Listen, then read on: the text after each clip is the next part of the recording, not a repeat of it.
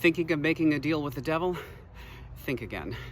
Hi everyone, Lavender here from ground zero of Old Salem Village, modern-day Danvers, Massachusetts, where directly behind me is the Parsonage Foundation, the very spot where the 1692 witchcraft hysteria began.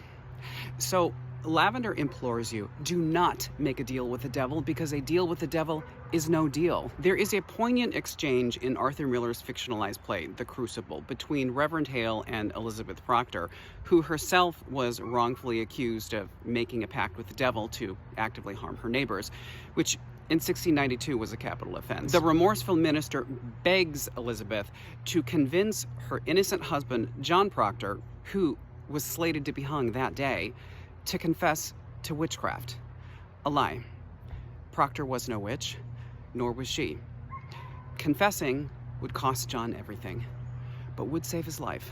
Reverend Hale prods Elizabeth, quote, "It may well be goddamns a lie less than he that throws his life away for pride."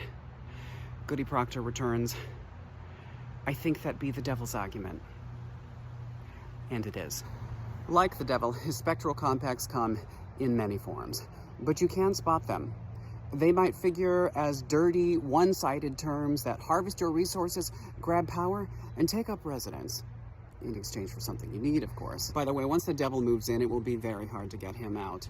Or how about expecting you as a condition to target a vulnerable group in order for you to secure a much-needed deal? Do not agree to this. Or it could just be a run-of-the-mill predatory contract in which the devil rewrites your own internal policies so he can benefit. Or, and this one's tried and true, simply using intentionally vague language in a contract so the devil can prey upon that ambiguity later. Everyone, if the deal feels like a trap, it's because it is. And the devil, be sure, lies in wait to yank the platform out from underneath you with only the noose he set about your neck to catch you. Lastly, as if it was not enough for him to scratch out his own putrid compacts, the devil enjoys inserting his claws into other parties' already deeply settled collective agreements to, if he could, upend and undo their legally binding terms, if for no other reason than the satanic joy it brings him. P.S. The terms you think you have with the devil are subject to change anytime at his whim without notice. These are the brimstone accords of hell. Yes, there is a cloven-footed beast who likes to tout holding all the cards as reason for your obeisance. However, Lavender urges the faithful to remember, the goat's cards only matter if you play.